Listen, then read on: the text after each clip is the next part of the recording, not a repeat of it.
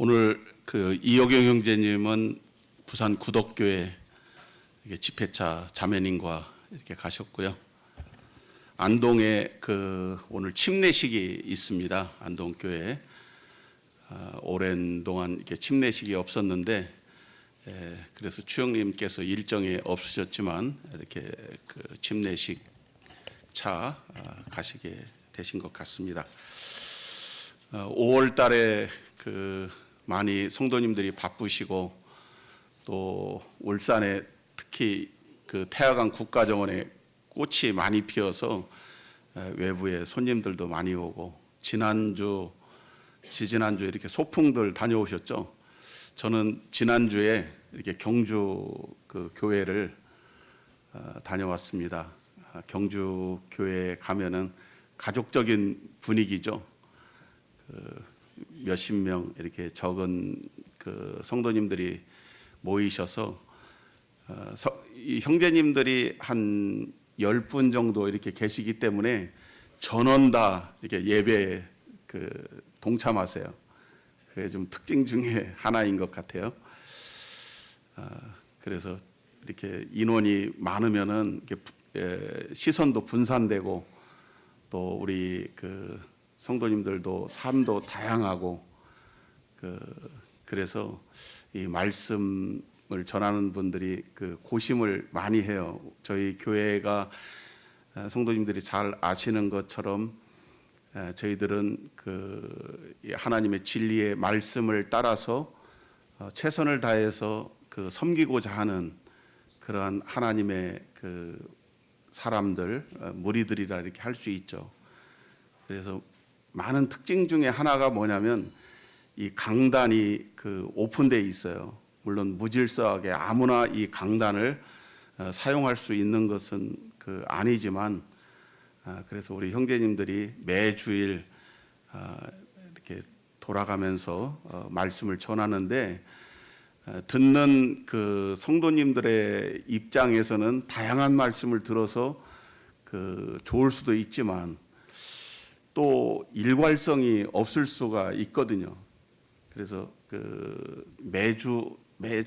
주일마다 주제가 다르고 또 관점이 이렇게 다르기 때문에 듣는 우리 성도님들이 긴장하지 않으면 그냥 40분, 45분 시간이 금방 흘러간단 말이에요. 또 일주일의 삶이 다양한 여러 가지 일들이 있었기 때문에 주일날 이 말씀을 집중해서 듣기가 쉽지가 않습니다. 그래서 저는 가능하면은 아주 깊이 있는 이런 말씀보다 이 말씀 스토리텔링이라고 그러는데 무슨 말이냐면 말씀을 이야기식으로 이렇게 쉽게 강해식 설교를 해요. 강해라는 말도 참 어려운 말이에요. 어려운 말인데 이야기식으로 쉽게 말씀을 전하고자 하고 한두 가지 이 말씀 속에서 우리가 배워야 되고 또 교훈 받아야 될 그런 내용이 있으면 자기의 삶에 이렇게 적용시키는 것이 실질적으로 중요한 것 같아요. 많은 말씀이 있고 많은 사람들이 좋은 말씀들을 전하지만 그것이 자기의 것이 되지 않으면 의미가 없죠. 하나님께서는 우리를 구원하신 후에 몸되신 교회로 부르셔서 우리가 교회를 이렇게 지어가는 중이죠. 우리 자체가 교회이면서 교회를 세워가는 그러한 사람들이기 때문에 이 교회의 유익도 생각해야 되고 우리 각자가 하나님의 교회의 사람으로서 일원으로서 이 하나님의 교회를 세워가는 그러한 역할을 한다 이렇게 생각하시면 좋을 것 같습니다. 저는 오늘 사무엘하 17장 말씀을 통해서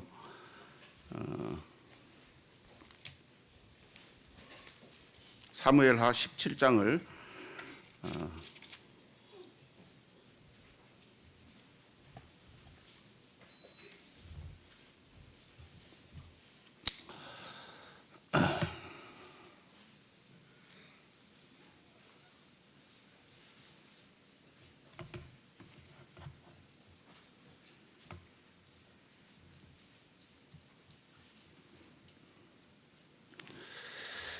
다윗의 그 생애 가운데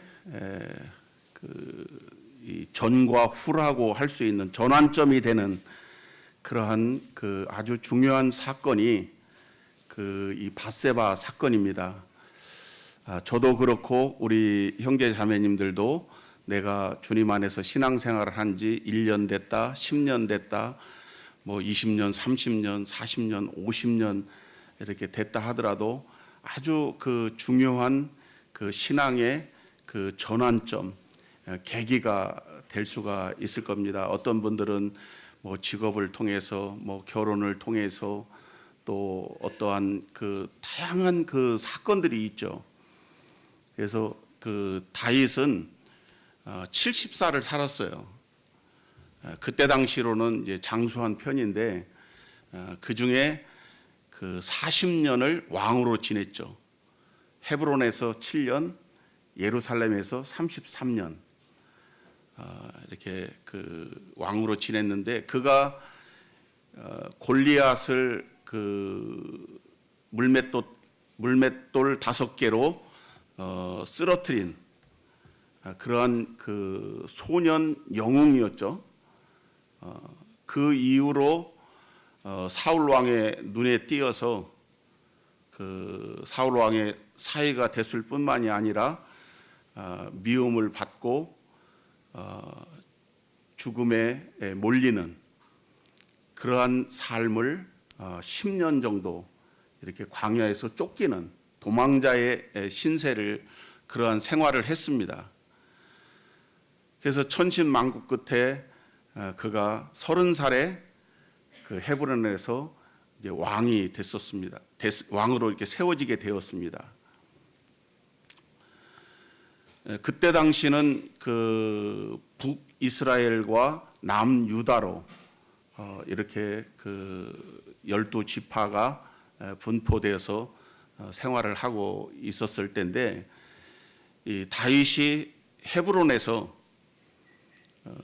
4명의 아들을 낳고 예루살렘으로 옮겨와서 공식적으로 성경상에 또 우리가 크게 이렇게 기억해야 될 그 내용은 여러분들이 잘 아시는 우리아의 아내였던 그 밧세바를 통해서 4명의 아들을 낳습니다. 그 밧세바를 통해서 낳은 4명의 아들 중에 4번째 아들 솔로몬이 다윗의 왕위를 계승해서 이스라엘의 3대 왕이 이렇게 되는 거죠. 오늘 저는 다윗의 생애 가운데 씻을 수 없고 용서받을 수 없는 이 충신 우리아의 아내 밧세바를 취하여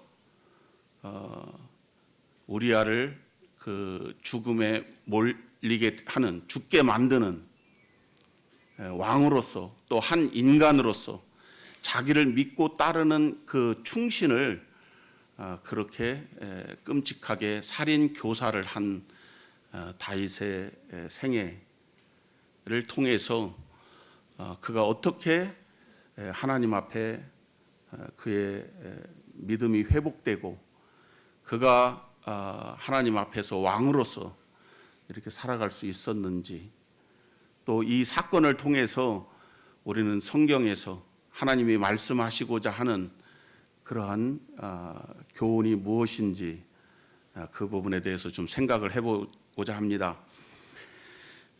이 그 우리아 밧세바는 어떤 사람이었냐면 이 사무엘하 앞쪽에 보면 우리아의 아내 그 밧세바, 그런데 그 밧세바의 그 아버지는 엘리암이라는 사람이었어요.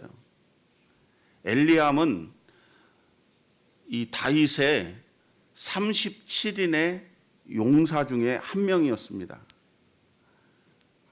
그런데 엘리암의 아버지가 누구냐면 여기 오늘 나오는 사무엘하 17장 1절에 아이도벨이 또 압살롬에게 이르되 이제 내가 사람 12,000명을 택하게 하소서. 오늘 밤에 내가 일어나서 다윗의 뒤를 추격하여 이 다윗을 죽이고자 하는 이 아히도벨의 아들이었습니다. 엘리암은. 그러니까 무슨 이 족보가 어떻게 되냐면 아히도벨의 아들이 엘리암이었고 엘리암의 딸이 밧세바였어요. 왜 이 아히도벨이, 나중에도 또 언급할 수 있을지 모르겠는데, 아히도벨이 압살롬의 편에 속해서 다윗을 죽이고자 했는가? 이것은 이 배경이 있었던 것입니다. 우리 1절에서 한번 3절까지만 읽어보겠습니다. 제가 1절을 읽었고 2절 제가 읽겠습니다. 그가 고나고 힘이 빠졌을 때에 기습하여 그를 무섭게 하면 그와 함께 있는 모든 백성이 도망하리니 내가 다윗 왕만 쳐 죽이고 모든 백성이 당신께 돌아오게 하리니 모든 사람이 돌아오기는 왕이 찾는 이 사람에게 달렸음이라. 다윗 왕만 죽이면 다윗 왕을 따라갔던 사람들은 다 돌아온다. 이게 아히도벨의 계략이었습니다. 그런데 그 앞에 이제 16장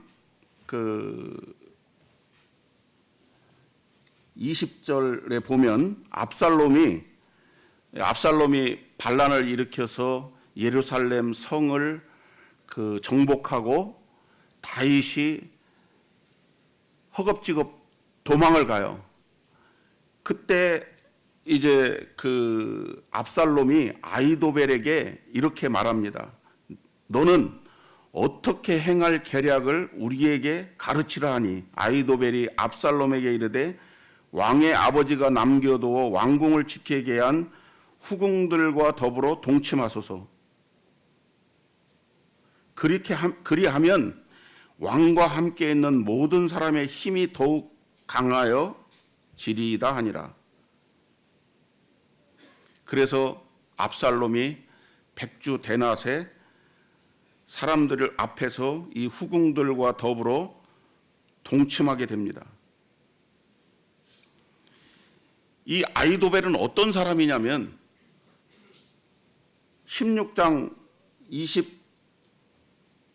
23절에 아히도벨에 대해서 이렇게 성경은 말하고 있어요.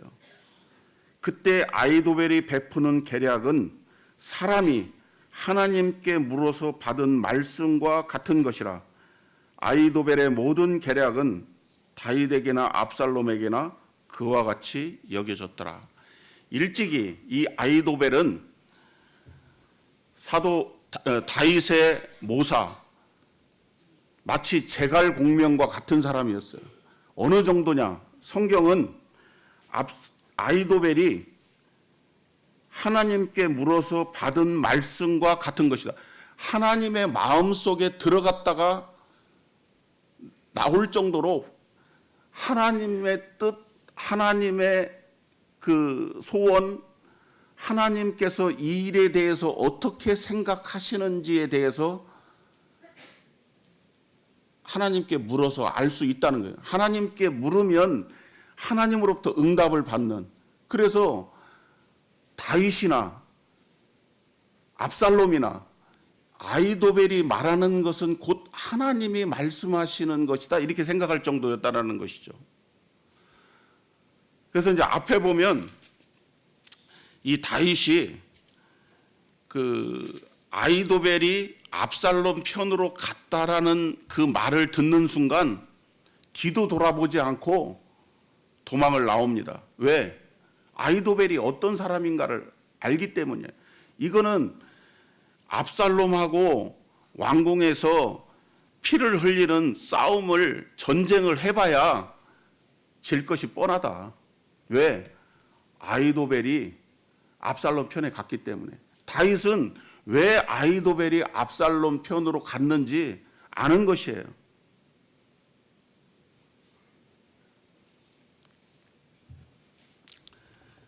왕이 찾는 이 사람 다윗이 이제 도망을 쳐서 요단강에 이릅니다. 거기서 야영을 너무나 지치고 힘들고 많은 무리들과 함께 도망을 나왔기 때문에 정말 배도 고프고 이제 야영을 할 수밖에 없는 거예요. 그런데 아히도벨은 압살롬에게 나에게 12,000명 군사를 내주면 내가 다윗의 뒤를 즉시 쫓아가서 다윗만 죽이고 나머지 사람들은 데리고 오겠다. 그런데 압살롬이 어떻게 합니까? 압살롬과 이스라엘 장로들이 다 그 말을 옳게 여겼어요. 옳게 여겼는데 그 말대로 하지 않아요. 어떻게 하냐? 압살롬이 이르되 아렉 사람 후세도 부르라. 우리가 이제 그의 말도 듣자 하니라. 이 다윗이 어떠한 사람이냐면 그렇게 그 황망 중에 도망을 나오면서도 후궁 10명을 남겨놓고 자기의 신복 후세를 압살롬에게로 보냅니다.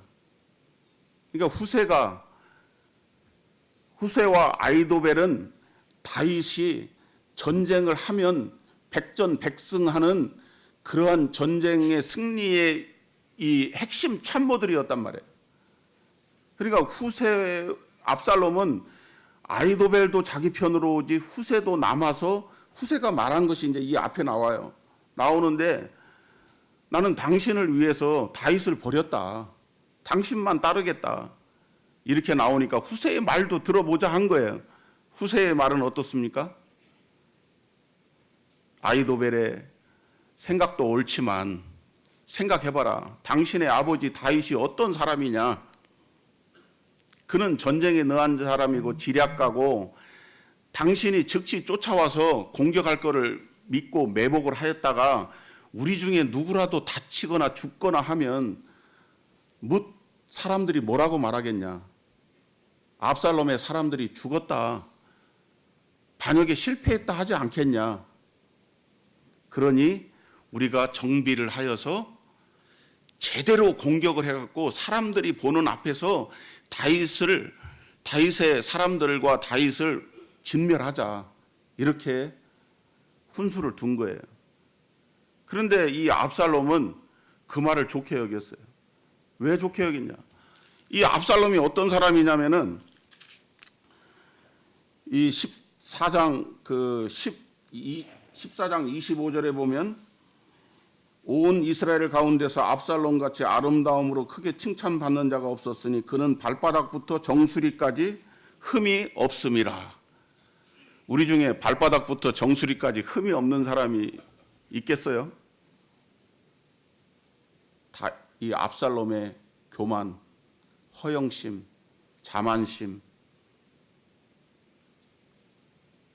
그리고 많은 사람들이 이 다윗의 아들이니까, 그리고 용모가 준수하고 그가 말하는 모든 판단과 결정이 능하니까 압살롬의 이 허영심이 있는 사람은 뭐든지 제대로 그냥 꼼수를 부려갖고 뭐 전쟁을 하거나 이 사업을 해도 좀 그 실리보다는 명분을 이렇게 내세우는 편이에요. 제대로 쳐서 다윗을 죽이자 이렇게 조언을 하니까 이 후세 말을 따른 거예요, 압살롬이. 그러니까 아히도벨이 아하, 이거 틀렸구나.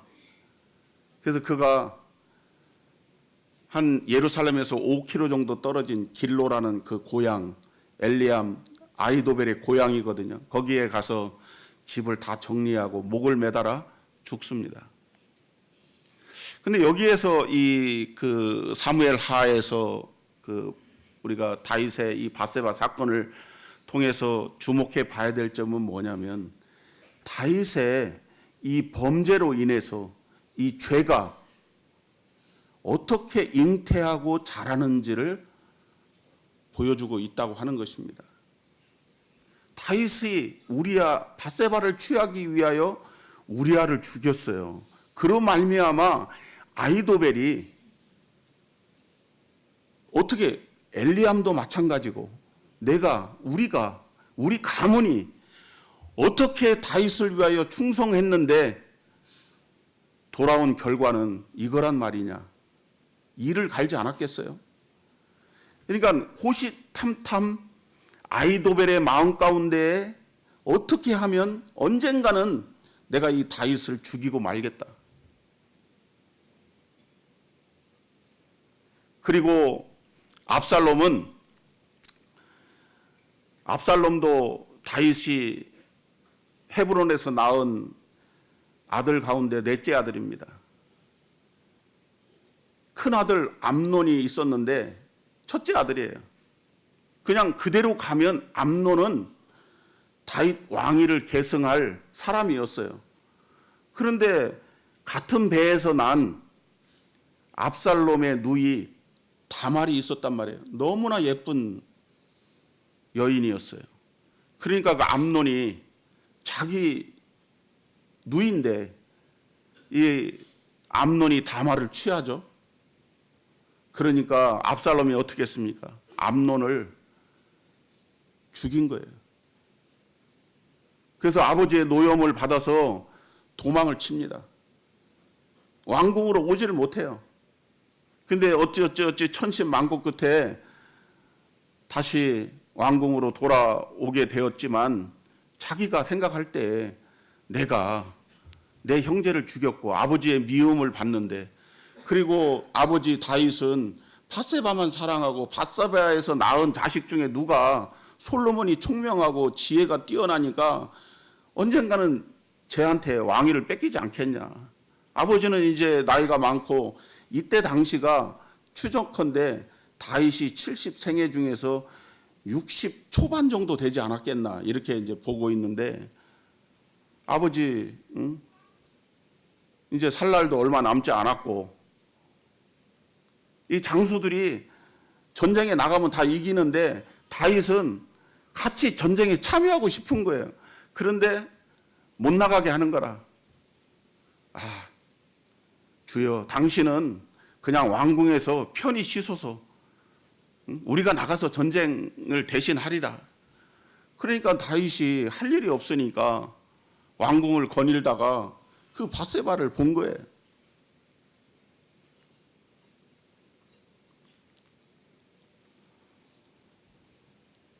압살롬은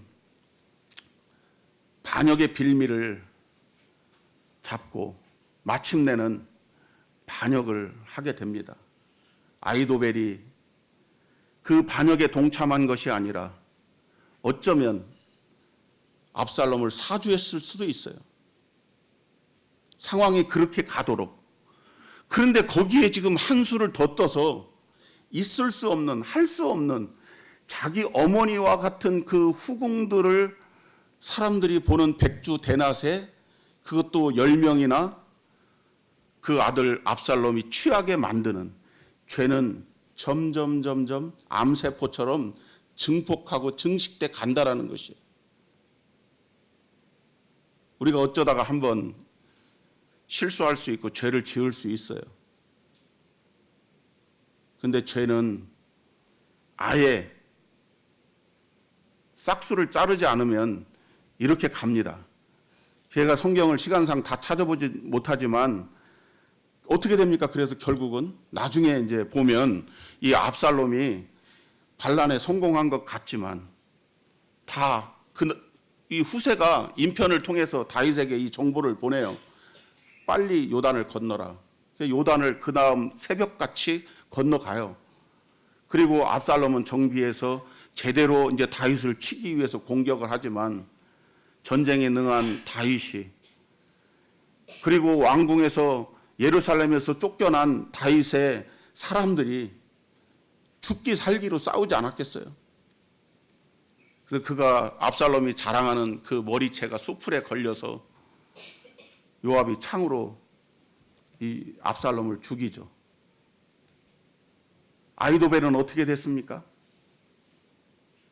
그가 압살롬을 모사에서 반란에 성공하는 것 같았고 자기의 원한 그 복수를 한 것 같았지만 그는 결국은 죽음에 이르게 되는 결과를 낳게 되는 것을 보게 됩니다. 우리가 여기서 이 사건을 통해서 볼 수 있는 것은 다윗이 자기가 그 밧세바 사건을 겪고 이 시편을 썼어요. 시편 32편 여기에 손을 넣으시고 시편 32편을 한번 보겠습니다.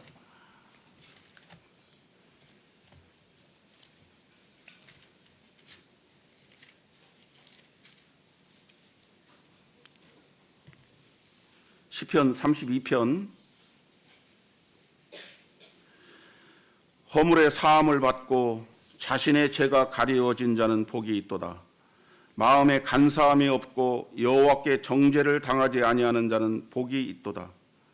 내가 입을 열지 아니할 때 종일 신음함으로 내 뼈가 사였도다. 주의 손이 주야로 나를 누르시오니 내 진액이 빠져서 여름 가문의 마름같이 되었나이다. 허물의 사함을 받고 자신의 죄가 가리워진 자는 복이 있고 마음에 간사함이 없고 여호와께 정죄를 당하지 아니하는 자는 복이 있도다. 이 시편 32편 자기가 밧세바 사건을 통해서 하나님으로부터 그 심령의 눌림을 받는 말할 수 없는 여름 가문의 마름같이 되었다. 주의 손이 주야로 나를 누르시오니 자나깨나 어디에 가나 무엇을 하나 자기가 지은 그 죄 때문에 죄의 정죄함을 밤낮으로 받는 그 고통이 여름 가문의 마름 같다.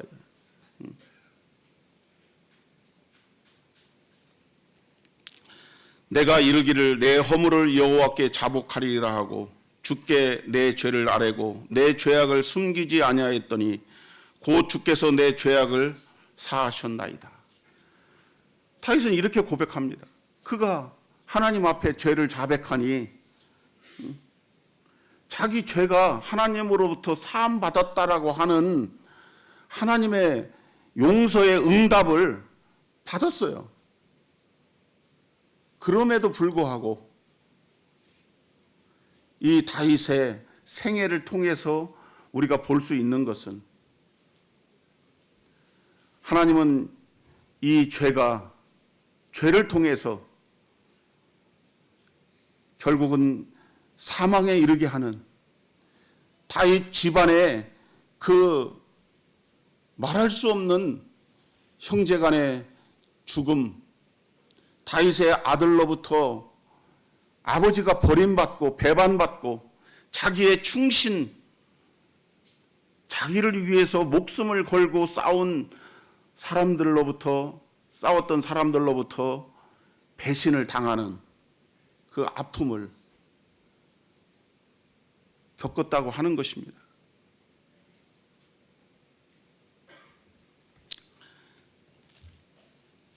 이 사도 바울이 시편 그 32편을 보고 로마서 안 찾으셔도 되겠습니다. 제가 읽겠습니다. 로마서 4장 6절, 7절, 8절에 이렇게 기록하고 있죠. 로마서 4장 6, 7, 8절에 일한 것이 없이 여호와께 의로 여기심을 받는 사람의 복에 대하여 다윗이 말한 바 불법이 사함을 받고 죄가 가려짐을 받는 사람들은 복이 있고 주께서 그 죄를 인정하지 아니하실 사람은 복이 있도다. 이 말씀을 그대로 인용하면서 하나님께서 이 다윗에게 가르쳐 주시고 이 다윗이 어떻게 하나님의 은혜를 대표하는 사람으로 아브라함과 더불어 세움을 입을 수 있게 되었는지 이 다윗이 깨달을 수 있도록 하셨다고 하는 것입니다. 우리 시편 51편을 이 말씀은 한번 같이 찾아보기를 원합니다. 시편 51편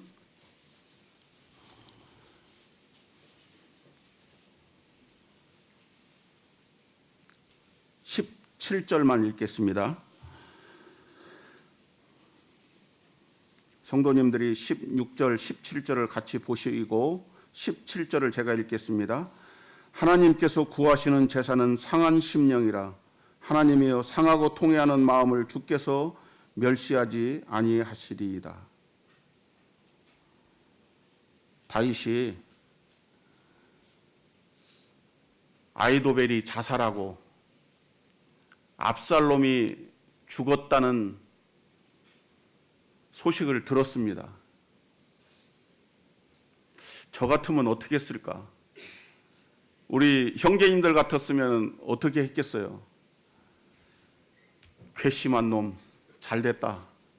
하나님께서 너를 벌 주시기를 내가 원했노라. 아히도벨, 네가 나를 배신했으니 응당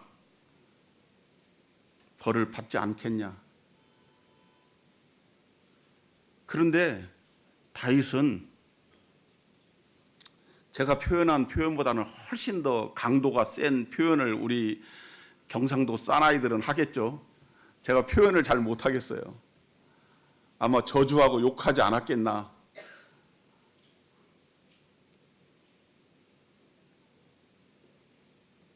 그런데 다윗은 이 사무엘하 18장에서 압살롬이 죽었다는 소식을 듣고 33절에 이렇게 울부짖고 있습니다. 왕의 마음이 심히 아파 문 위층으로 올라가서 우니라. 그가 올라갈 때에 말하기를 내 아들 압살롬아, 내 아들 압살롬아, 차라리 내가 너를 대신하여 죽었다면 압살롬 내 아들아 하였더라.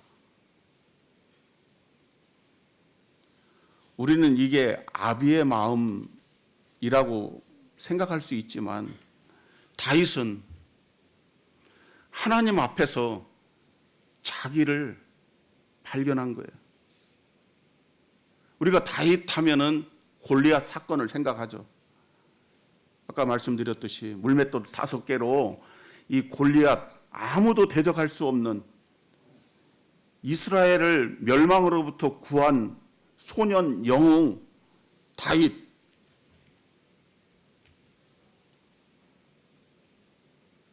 얼마나 그가 하늘을 찌를 듯한 승리의 감격을 맛보았겠습니까?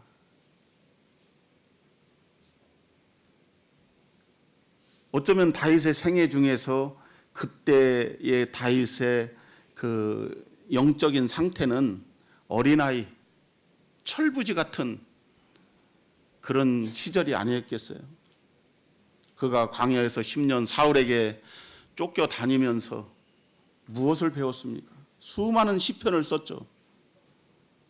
하나님의 도우심을 구하고 그가 죽음에서도 사울을 죽일 수 있는 그 순간에서도 그 하나님으로부터 자기가 말씀을 받았기 때문에 하나님이 기름 부음 받은 자를 죽일 수 없다라고 하는, 원수를 사랑하기에 이르기까지 할 정도로 신앙이 깊어졌지만 아직 하나님이 원하고 바라시는 데까지 이르지 못한 것을 보게 됩니다. 오늘 다윗의 생애 말년에 비로소 자기를 배신하고 배반한 자기 그 아들의 죽음을 통해서 다윗은 하나님이 어떠하신 분인가, 하나님 앞에 자신이 어떠한 사람인가, 신앙의 성숙 척도는 자기 자신을 발견하는 것이다. 어떤 분이 그렇게 말씀하셨는데, 자기 자기 자신을 내가 어린아이의 신앙인가 청년의 신앙인가 아비의 신앙인가 요한 1서에서도 반복해서 거듭 말씀하고 계시죠. 아비들아 청년들아 아이들아 아이들아 청년들아 아비들아. 제가 자주 말씀을 드리는데 왜 우리가 신앙의 성숙 하나님의 뜻을 분별하면서 살기를 노력해야 되냐면 알면 알수록 편해지는 거죠. 이 신앙이 어려운 것이 아니고 힘든 것이 아니라 편해진다는 거예요. 그게 뭐 쉽고 육체적으로 뭐 정신적으로 쉽고 이런 것이 아니라 이 신앙을 하신 지 얼마 되지 이제 뭐 물론 먼저 된 자로 나중되고 나중된 자로 뭐 먼저 되게 한다. 제가 말을 거꾸로 했나요? 나중된 자로 우리가 처음 가졌던 그 신앙 물론 하나님 앞에 용맹한 용감한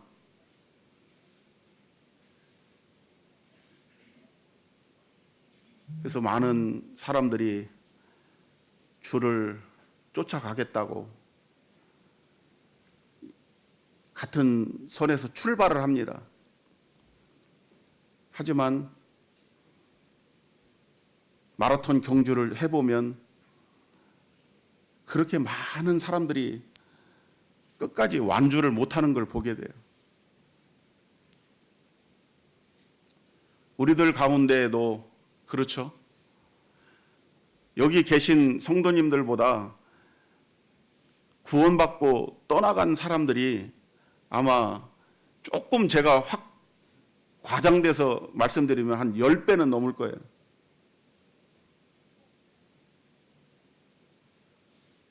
우리가 무엇을 하나님께서 우리에게 말씀하고 계시느냐.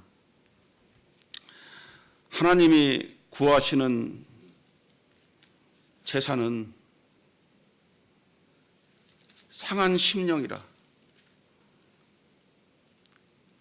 통회하는 마음을 주께서 받으신다. 상하고 통회하는 심령.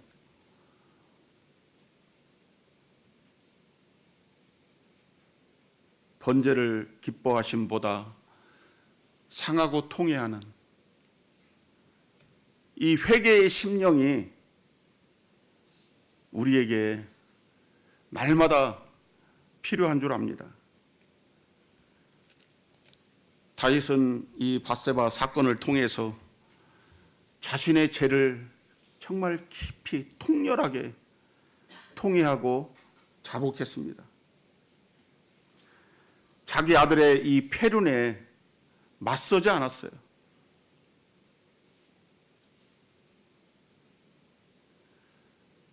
이 참된 그리스도인의 삶이 참 그런 것이죠. 주님께서 말씀하시기를 내 오른뺨을 때리면 왼편을 갖다 대라. 오리를 가고자 하는 자에게 십리를 같이 가주라. 이게 황금률인데 마태복음 5, 6, 7장이 황금률이잖아요. 황금률이라는 것은 지켜도 되고 안 지켜도 되는 것이 아니라 마땅한 계명들이거든요.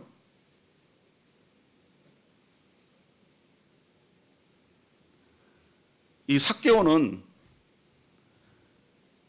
예수님을 만나고 자기 재산의 절반을 내놓겠다. 그리고 남의 것을 내가 빼앗은 일이 있으면 그 빼앗은 것의 4배를 보상하겠다. 이게 믿는 사람들의 진정한 고백이었죠. 여기 계신 많은 우리 믿음의 선배님들 또 그리고 함께 공동체를 이루고 있는 형제 자매님들 우리가 그러한 고백을 하나님 앞에 행한 적이 있고 그러한 삶을 살았습니다. 근데 거기에서 머물러 있는 것이 아니라 사도 다윗은 나 같은 죄인을 용납해 주시는 진정한 하나님의 은혜를 경험했다고 하는 것입니다. 우리는 그 고백을 주 첫날 하나님 앞에 매주 드리는 것이에요.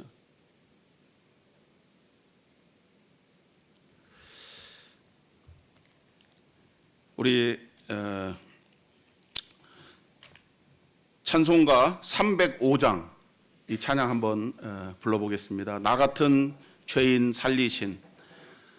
그리고 이 찬양 후에 말씀을 마무리하겠습니다.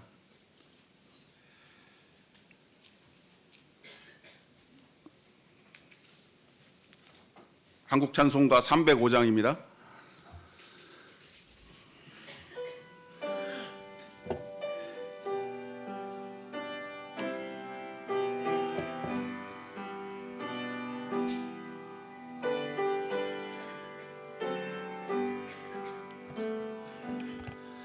나 같은 죄인 살리신 주 은혜 놀라워 잃었던 생명 찾았고 광명을 얻었네. 큰 죄악에서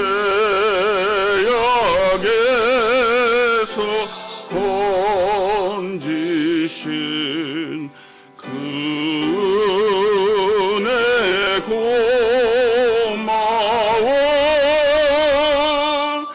나 처음 믿은 시간 귀하고 귀하다. 이 죄껏 내가 산 것도 주님의 은혜라. 또 나를 장차 본향에 인도해 주시리. 거기서 우리 영원히 주님의 은혜로 해처럼 밝게 살면서 주 찬양하리라.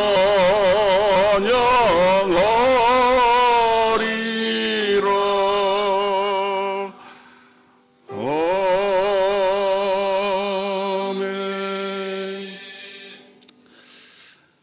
이 찬양을 쓴 존 뉴턴은 1779년도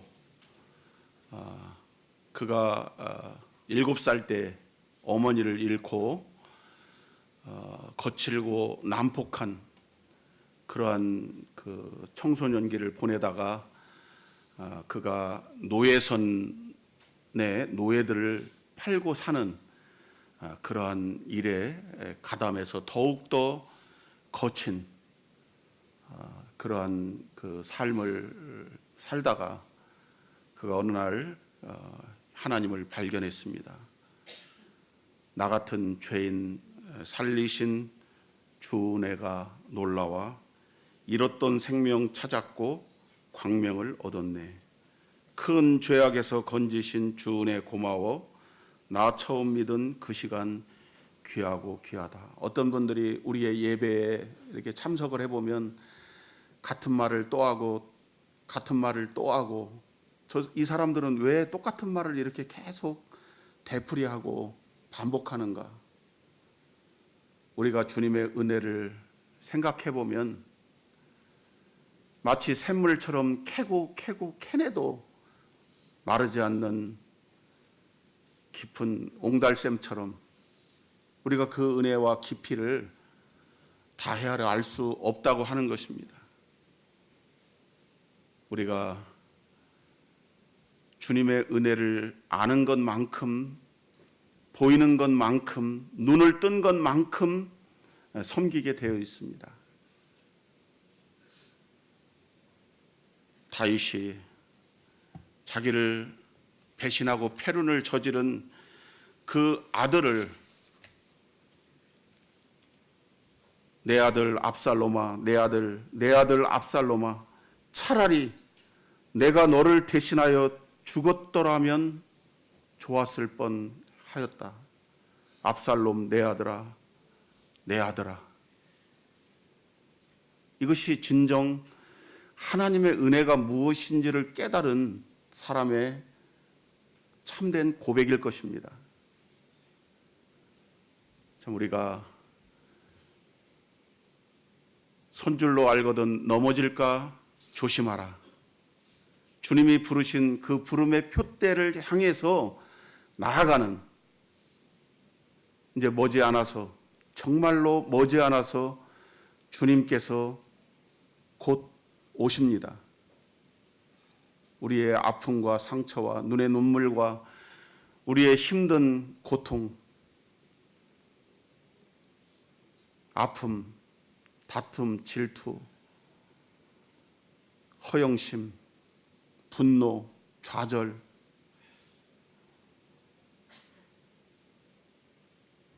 우리의 모든 허물을 덮어주신, 나 같은 죄인을 용서하신 하나님의 은혜가 이처럼 크고 놀라운데, 주여 우리가 어디로 가오리까? 주님이 부르신 그 부름의 본향을 향해서 나아가는 저희들 되기를 간절히 바랍니다. 이상으로 말씀을 줄이겠습니다.